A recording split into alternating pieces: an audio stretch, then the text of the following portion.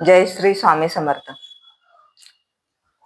आज मी कविता बोलणार आहे आपल्या पालनकर्त्या वडिलांवरून, म्हणजे बाबावरून। लहान असल्यापासून आई सांगत होती, इकडे नको जाऊ बाबा ओरडतील, तिकडे नको जाऊ बाबा ओरडतील, झाडावर नको चढू बाबा मारतील, नदीकडे नको जाऊ बाबा मारतील, शाळेत जा नाहीतर बाबा मारतील, अभ्यास कर नाहीतर बाबा मारतील. बाबा मारतील म्हणून शाळेत जात होतो. बाबा मारतील म्हणून मुलं शाळेत जातात. बाबा मारतील म्हणून मुलं अभ्यास करतात.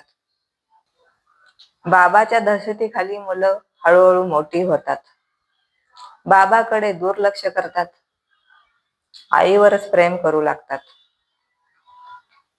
बाबाला मनातून काढून टाकतात.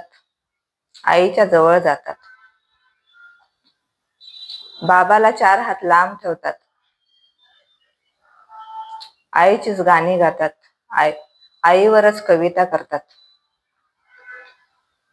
शपथ सुद्धा आईचीच खातात. बाबा त्या शपथेच्या सुद्धा लायक नसतो. बाबा असतो तो फक्त मुलाच्या नावाच्या आणि आडनावाच्या मधला नावापुरता. बाबा कधी दुधावरची शाई नसतो. आई घरी असली की घर भरल्यासारखं असतं. बाबा घरी असलं की मशान शांतता. मुलं विठ्ठलाला माऊली बोलतात, धरणीला माय बोलतात, देशाला माता बोलतात. बाबा मात्र धरतीतून, देशातून, मनातून हद्दपार झालेला असतो. बाबा असतो कठोर, निर्दयी, काळीज नसलेला मारकुट्टा. बाबा असतो मुलांच्या स्वप्नात येणारा बागलबुवा. बाबा म्हणजे रुपये पैसे कमवणारा यंत्र. त्यानं त्याचं तेवढं काम केलं की त्याचं काम संपलं. मग जेव्हा बाबा मरतो तेव्हा काळजात धडकी का भरते? जेव्हा बाबा मरतो तेव्हा डोळ्यातून पाणी का ओसांडतं?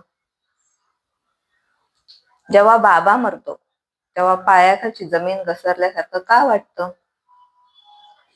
जेव्हा बाबा मरतो तेव्हा पोरकं झाल्यासारखं का वाटतं? कथेमध्ये, कादंबरीमध्ये कधीही नसलेला बाबा प्रत्यक्षात नसतो तेव्हा असे का वाटते? डोळे मिटून प्रेम करते ती प्रियेशी असते. डोळे उघडे ठेवून प्रेम करते ती मैत्रीण. डोळे वटारून प्रेम करते ती म्हणजे पत्नी असते. डोळे मिटेपर्यंत प्रेम करते ती म्हणजे आई असते. आणि डोळ्यात प्रेम असूनही न दाखवणारा तो म्हणजे बाबा, आपला पालन करता पित्या असतो. बरोबर ना?